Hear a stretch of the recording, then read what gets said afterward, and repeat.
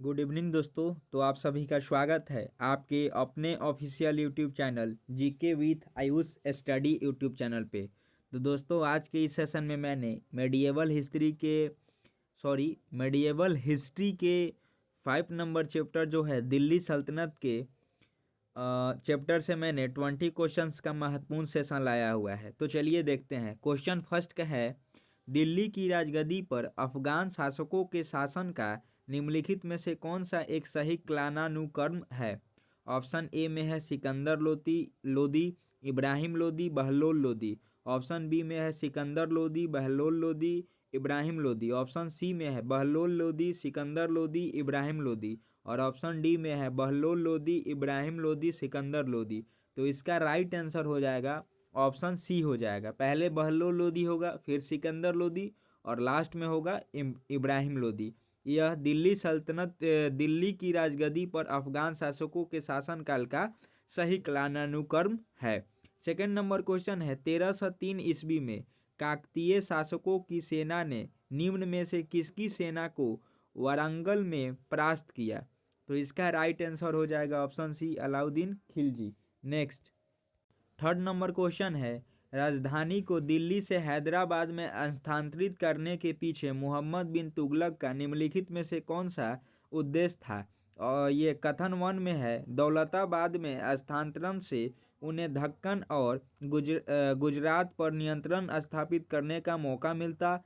Second number कथन है, इससे पश्चिमी एवं दक्षिणी पतनों तक पहुंच उपलब्ध होगी। थर्ड कथन है, यह उत्तर पश्चिमी सीमा के सीधे मंगोल आक्रमण से उन्हें संरक्षण देता। नीचे दिए गए कोड का सही प्रयोग कर सही उत्तर चुनना है। तो इसका राइट आंसर हो जाएगा ऑप्शन डी, 1, 2 और 3 ये सभी कथन राजधानी को दिल्ली से हैदराबाद में स्थानांतरित करने के पीछे जो मोहम्मद बिन तुगलक का उद्देश्य था ये कथन हो जाएगा। नेक्स्ट 4 नंबर क्वेश्चन है, फिरोज शाह तुगलक के संबंध में कौन सा कथन असत्य है। ऑप्शन ए में है, उसने दक्कन पर अधिकार हेतु प्रयत्न नहीं किया। ऑप्शन बी में है, उसके समय में बंगाल सल्तनत से बाहर हो गया। ऑप्शन सी में है, उसने सबसे लंबा संघर्ष गुजरात और ठट्टा का विद्रोह दबाने में किया। ऑप्शन डी में है, उसने उड़ीसा पर हमला नहीं किया। तो इस चारों ऑप्शन में से जो असत्य ऑप्शन हो जाएगा ऑप्शन डी हो जाएगा, उसने उड़ीसा पर हमला नहीं किया, यह कथन असत्य है। 5 नंबर क्वेश्चन है, दिल्ली सल्तनत के किस शासक ने जजिया को अलग कर के रूप में वसूलने की नीति अपनाई। ऑप्शन ए में है अलाउद्दीन खिलजी, ऑप्शन बी में है बलबन, ऑप्शन सी है फिरोज शाह तुगलक, ऑप्शन डी है मोहम्मद बिन तुगलक। तो इसका राइट आंसर हो जाएगा option c, Firoz Shah Tughlaq. Next 6 number question है, फिरोज शाह तुगलक के संदर्भ में निम्नलिखित कथनों पर विचार कीजिए। कथन फर्स्ट है, फिरोज शाह तुगलक ने आर्थिक व्यवस्था सुधारने हेतु लोक निर्माण विभाग की स्थापना की।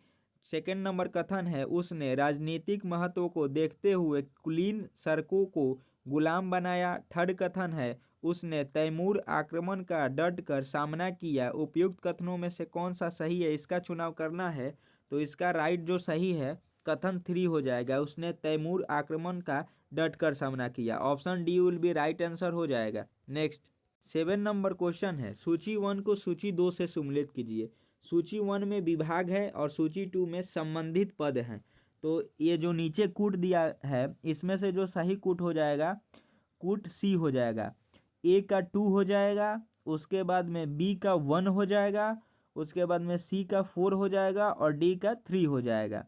8 नंबर क्वेश्चन है, निम्न में से दिल्ली सल्तनत के किस शासक ने सर्वप्रथम भारत में सैन्य विभाग की स्थापना की थी। ऑप्शन ए है अलाउद्दीन खिलजी, ऑप्शन बी है बलबन, ऑप्शन सी है फिरोज शाह तुगलक, ऑप्शन डी है जॉन खां। तो इसका राइट आंसर हो जाएगा option b, Balban. Next 9 number question है, वजीर के संदर्भ में निम्नलिखित कथनों पर विचार कीजिए। कथन फर्स्ट है, 14वीं सदी में इसे राजस्व विशेषज्ञ माना जाता था। कथन 2 है, यह आय व्यय दोनों का प्रबंधन करता था। ये थर्ड कथन है, फिरोज शाह तुगलक ने ख्वाजा जहां को अपना वजीर बनाया। उपयुक्त कथनों में से कौन सा असत्य है इसका चुनाव करना है। तो इन जो तीनों कथन दिया है इनमें से जो असत्य है केवल 3 हो जाएगा, option A will be right answer हो जाएगा। 10 नंबर क्वेश्चन है, निम्न युग्मों पर विचार कीजिए। मध्यकालीन विभाग दिया है और लेफ्ट साइड में संबंधित प्रावधान दिया है, तो इसका राइट आंसर जो होगा ऑप्शन डी होगा 1, 2 और 3, ये सही है। नेक्स्ट 11 नंबर क्वेश्चन कह रहा है, दिल्ली सल्तनत की प्रशासनिक इकाइयों को पदानुक्रम में लगाइए। तो इन चारों ऑप्शन में से जो सही पदानुक्रम है ऑप्शन बी हो जाएगा, सूबा, सिख, परगना, गांव। 12 नंबर क्वेश्चन है, दिल्ली सल्तनत में रहट किससे संबंधित था? ऑप्शन ए में है कर, ऑप्शन बी में है सिंचाई, ऑप्शन सी में है आवास, ऑप्शन डी में है बंधुआ मजदूर। तो इसका राइट आंसर हो जाएगा ऑप्शन बी, सिंचाई। नेक्स्ट 13 नंबर क्वेश्चन है, दिल्ली सल्तनत के शासक जवाबीत का प्रयोग करते थे, यह किससे संबंधित था?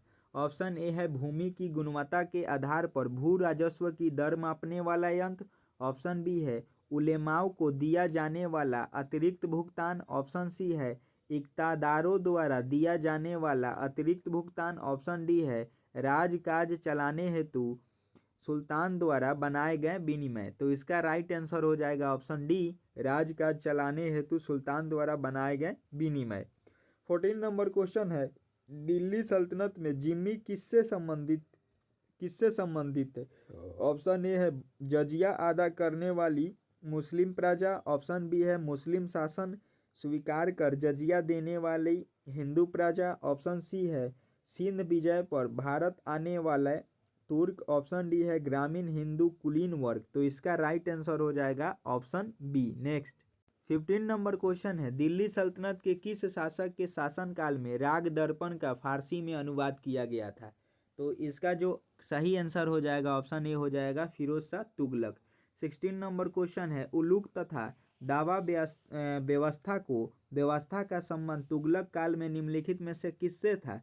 ऑप्शन ए है शिल्प से, ऑप्शन बी है डाक व्यवस्था से, ऑप्शन सी है लंबी दूरी के व्यापार से, ऑप्शन डी है समाज और नैतिकता बनाए रखने के लिए आवश्यक नियमों से। तो इसका राइट आंसर हो जाएगा ऑप्शन बी, डाक व्यवस्था से। नेक्स्ट 17 नंबर क्वेश्चन है, दिल्ली के प्रशासन के संदर्भ में निम्नलिखित कथनों पर विचार कीजिए। कथन फर्स्ट है, अर्ज ए मामलिक सैन्य विभाग का प्रमुख था। कथन सेकंड है, अर्ज ए मामलिक सेना का प्रमुख भी होता था। उपयुक्त कथनों में से कौन सा सही है, इसका चुनाव करना है। तो सही आंसर हो जाएगा ऑप्शन ए, केवल 1। नेक्स्ट 18 नंबर क्वेश्चन है, दिल्ली सल्तनत के संदर्भ में निम्नलिखित कथनों में से कौन सा सही है, इसका चुनाव करना है। कथन फर्स्ट कह रहा है, सैन्य कमांडरों को राज्य क्षेत्रों के गवर्नर के रूप में नियुक्त किया गया और उन्हें प्रबंधन के लिए भूमि सौंपी गई। कथन सेकंड है, इस भूमि को इक्ता कहा जाता था तथा उसके धारक को मुक्ति कहा जाता था। नीचे दिए गए कूटों का प्रयोग कर सही आंसर चुनना है।